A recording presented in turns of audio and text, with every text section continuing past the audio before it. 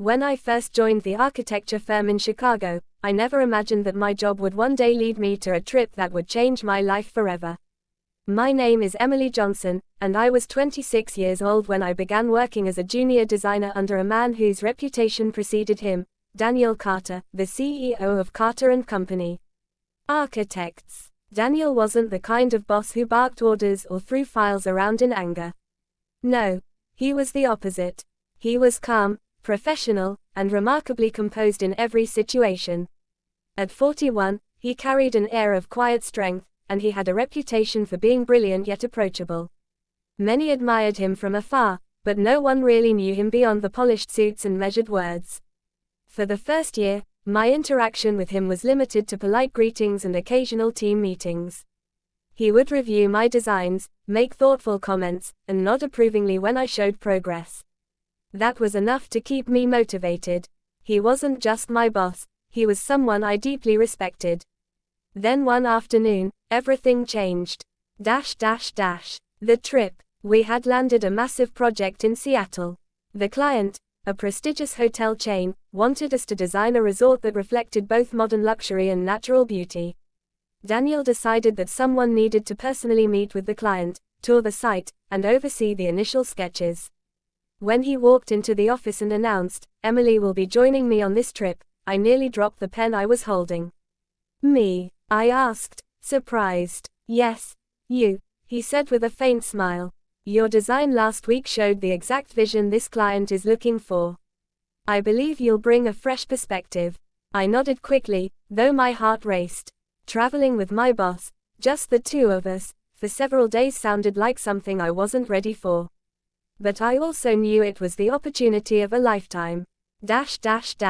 First impressions on the road. The first day in Seattle was filled with meetings. We toured the construction site, met with the hotel executives, and went over blueprints late into the evening. I expected Daniel to treat me like an assistant, someone who carried files and took notes.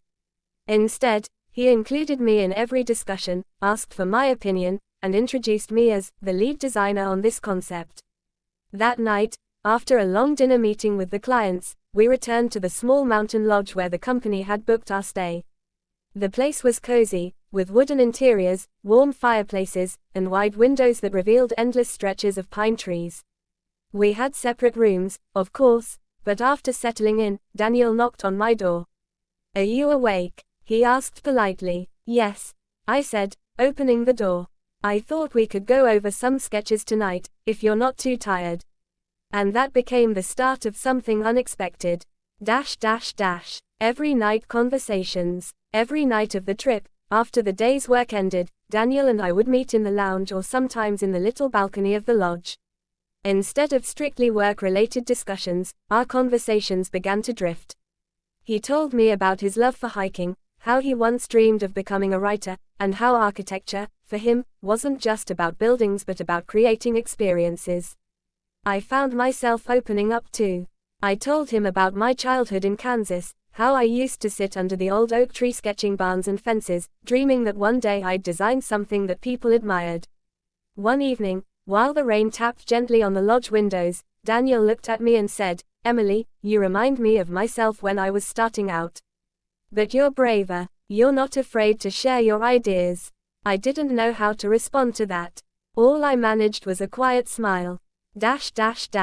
Moments that mattered. The trip wasn't filled with grand gestures, but with little moments that felt meaningful. Like the time we hiked a trail near the site. The path was muddy, and at one point I slipped. Daniel caught my arm just in time, steadying me. "Careful," he said with a small laugh. My cheeks turned warm, and I mumbled a thank you. Or the evening when the power at the lodge went out during a storm. We sat by the fireplace with only candlelight around us. He made coffee in an old kettle and handed me a cup. "Sometimes, life slows down for a reason," he said softly. Every night, he'd knock on my door, not with demands, but with an invitation. "Let's review the sketches. Let's talk about tomorrow's meeting." Or sometimes simply, "Do you want to walk outside for a bit?" And every night, those simple invitations turned into long conversations about life, dreams, and things we'd never shared with anyone else. The turning point. On the fourth night, something shifted. We had just returned from a late dinner with the clients. The sky was clear, stars scattered across it like diamonds. Daniel suggested we take a short walk before heading inside. The air was crisp, and the silence of the forest around us felt magical. We stopped by a wooden fence, overlooking the valley below. "Emily," he said after a pause, "you've done incredible work on this project. But beyond that, I want you to know I value you. Not just as an employee, but as a person. These last few days have reminded me what it feels like to truly connect with someone." My heart skipped a beat. His words weren't dramatic, but they were sincere. I looked at him, and for a moment, I didn't see him as my boss. I saw him as Daniel, a man who had carried years of responsibility, but who now stood quietly beside me under the stars, letting his guard down. "I feel the same," I admitted, my voice barely above a whisper. Returning home. When the trip ended, I thought things might return to normal. Back in Chicago, the office lights, meetings, and deadlines awaited us. But something had changed between us. We didn't announce anything to the world. There were no grand confessions in front of colleagues. Instead, there was an unspoken understanding, carried in the way he'd pause at my desk to ask about my weekend, or the way his eyes would soften when I presented a design. And on Friday evenings, after the office quieted down, we'd sometimes stay back, reviewing sketches together, just like we had in Seattle. Only now, I knew those late-night talks meant something more. What every night really meant. Looking back, those nights in Seattle weren't about deadlines or hotel plans.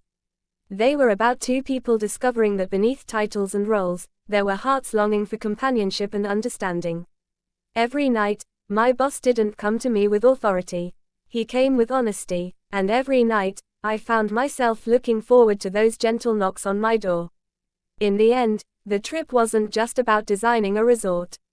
It was about building something far greater: trust, respect, and the beginnings of a romance that, though unexpected, felt beautifully right.